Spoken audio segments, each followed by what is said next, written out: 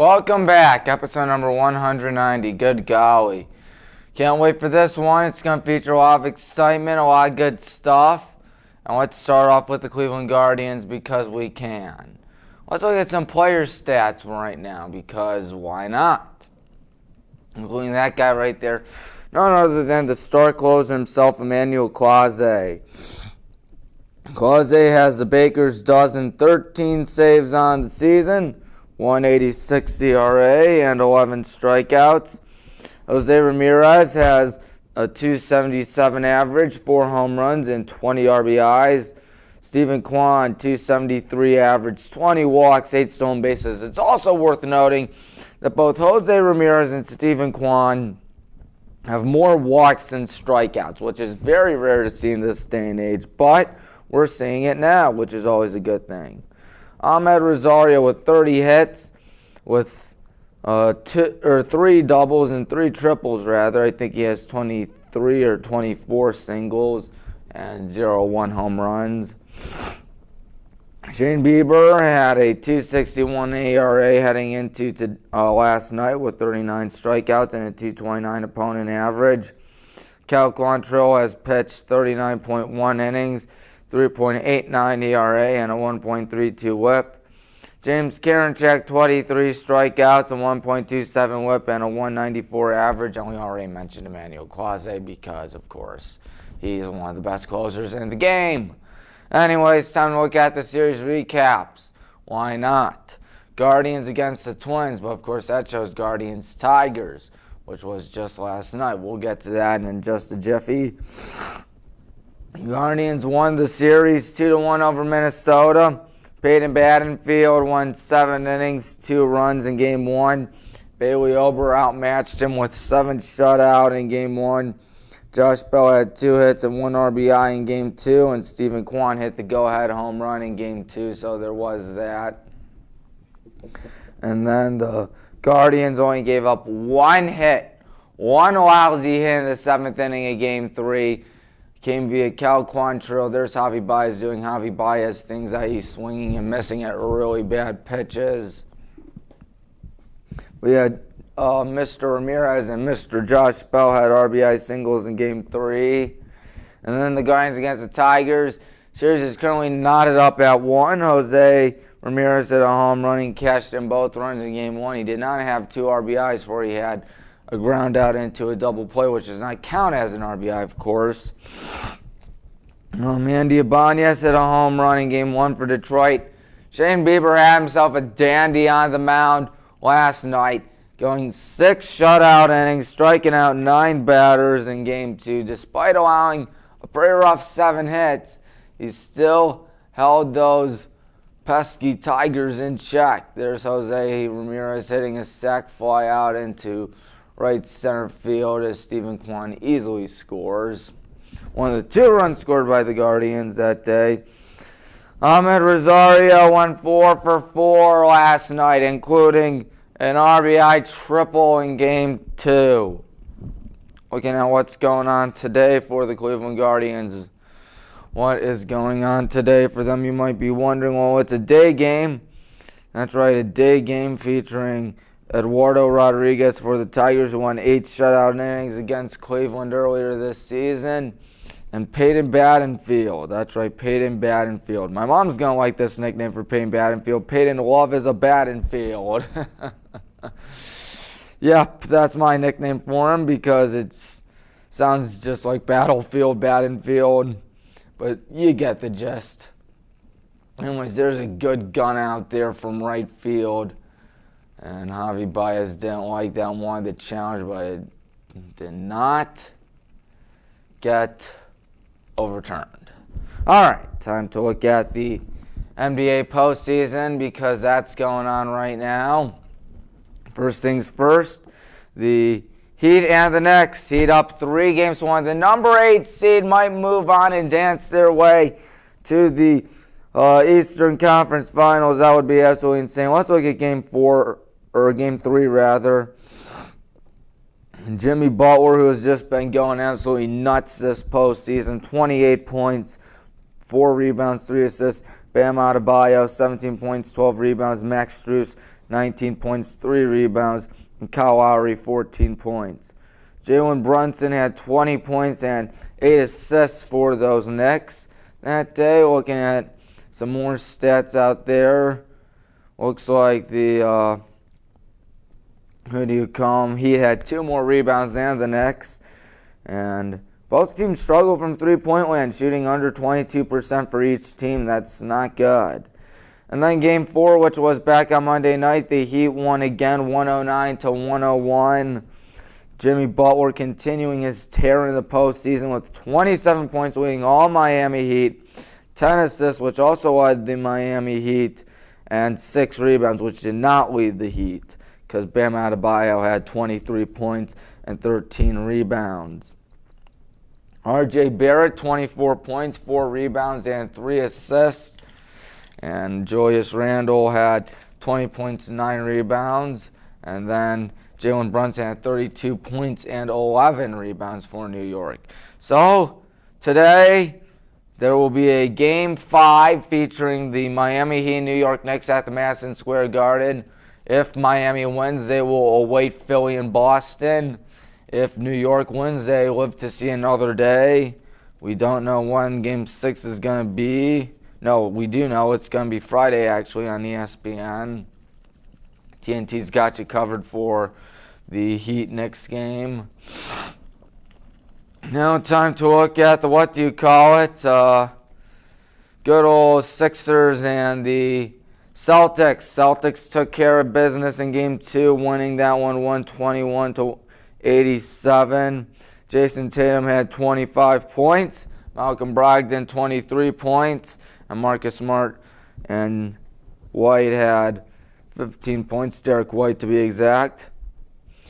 And Tobias Harris with 16 points. The Sixers only had 13 assists in Game 2, which is kind of a small amount. They only shot a mere 20% from three-point land, whereas the Celtics were trying to shoot a lot of threes, and they drilled 20 of 51. And they doubled the amount of assists that Philly had.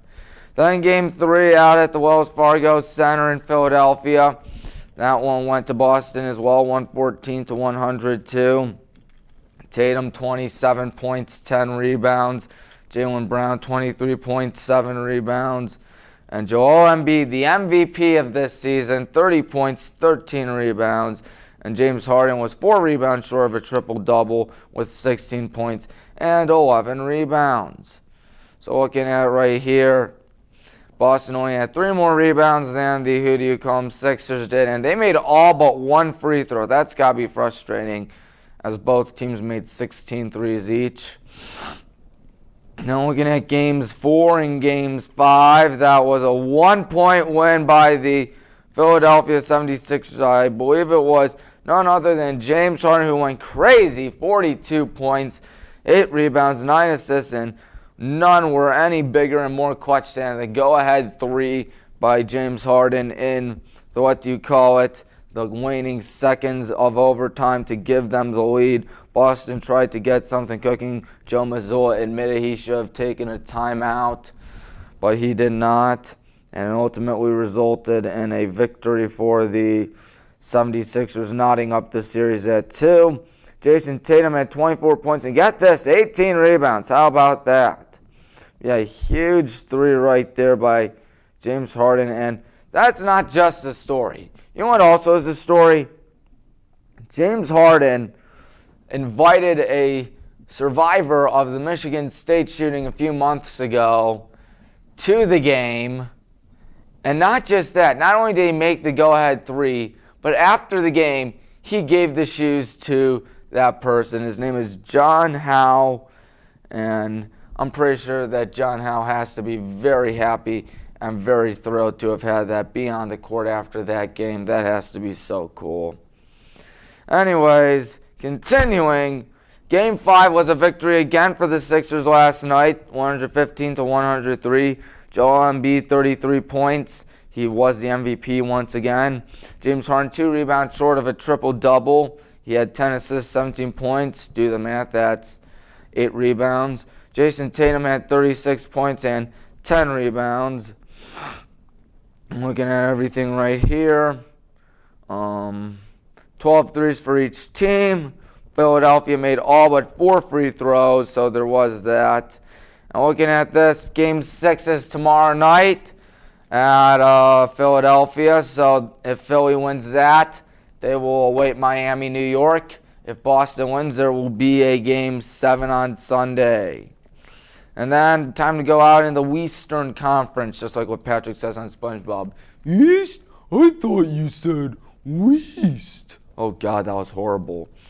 Anyways, I apologize for that. What I won't apologize for is that we're going to bring you some Phoenix Suns Denver Nuggets action, where the Nuggets are ahead 3-2. Yes, sir, they are ahead 3-2.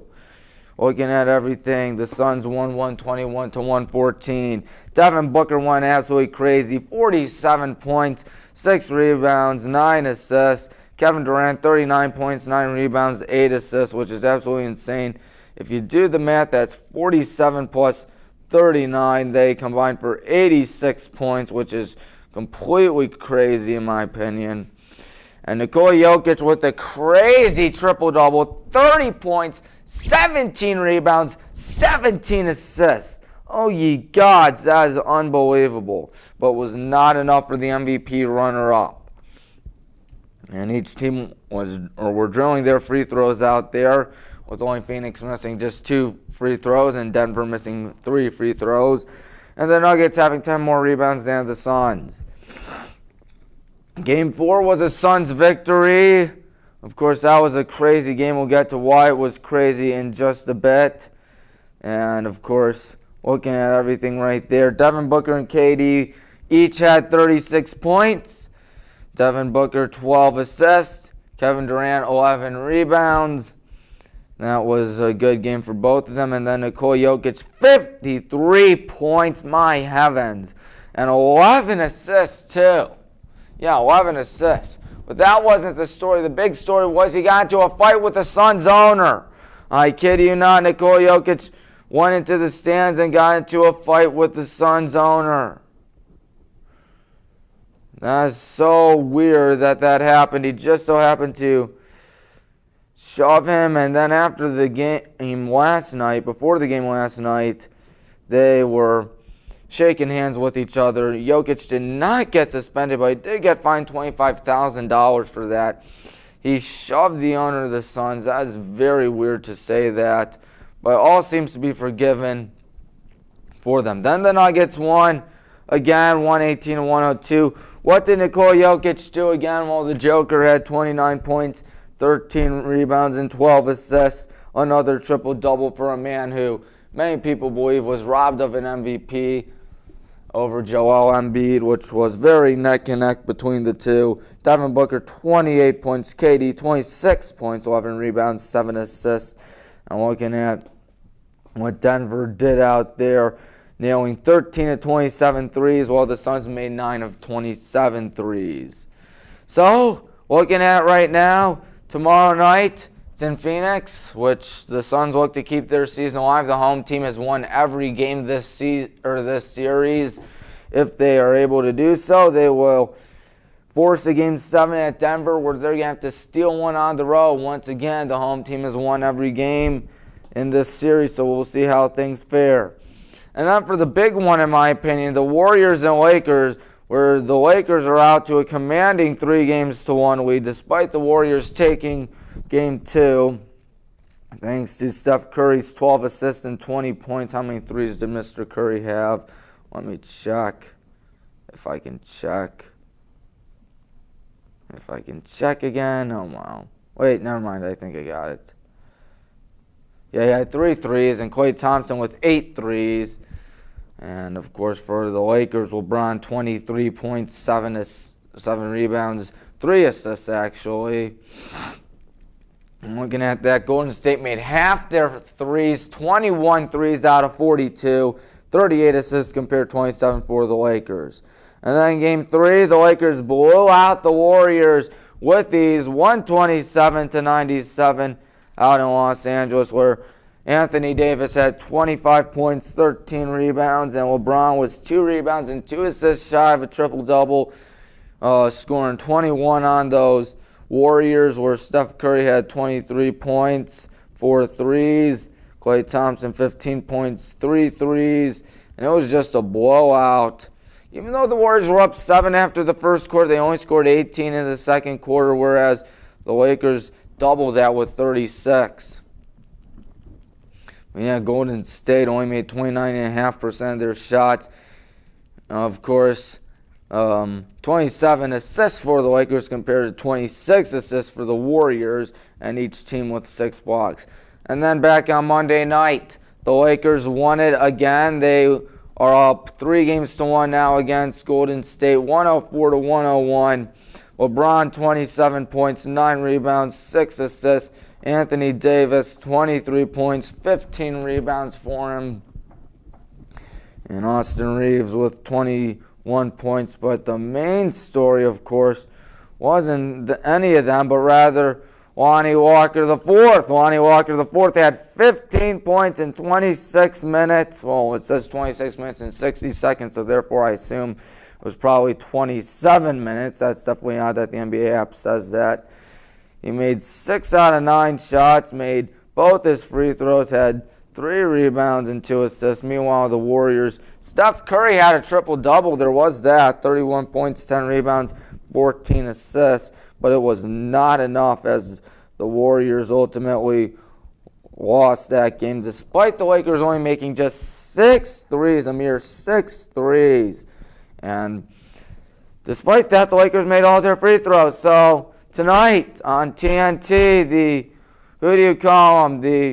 Warriors will try to keep their season alive against the Lakers. They are home, but I think the Lakers have this one in the bag. Who would have thunk it at the beginning of the season to see the Eastern Conference Finals perhaps have a number 8 seed and the Western Conference Finals have a number 7 seed? Those are 2 play-in teams, for golly's sake.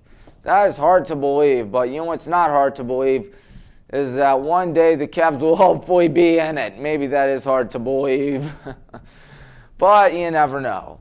But what I do know is that 100 days from now, we got high school football. That's right, high school football, OHSAA action returns actually 99 days, considering the fact that there will be some games on Thursday, August 17th. But Highland plays on August 18th against Hudson. The Hudson Sports, the reigning American Conference champions against the reigning National Conference champions. A D2 powerhouse against a D2 powerhouse.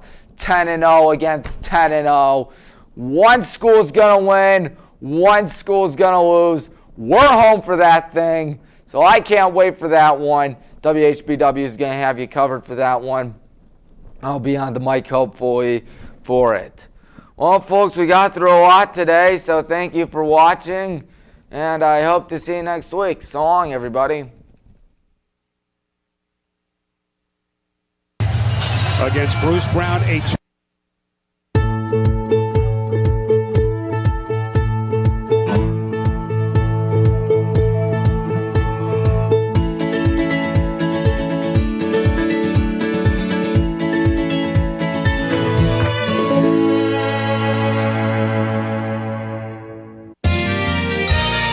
You are watching WCTV, Wadsworth Community Television.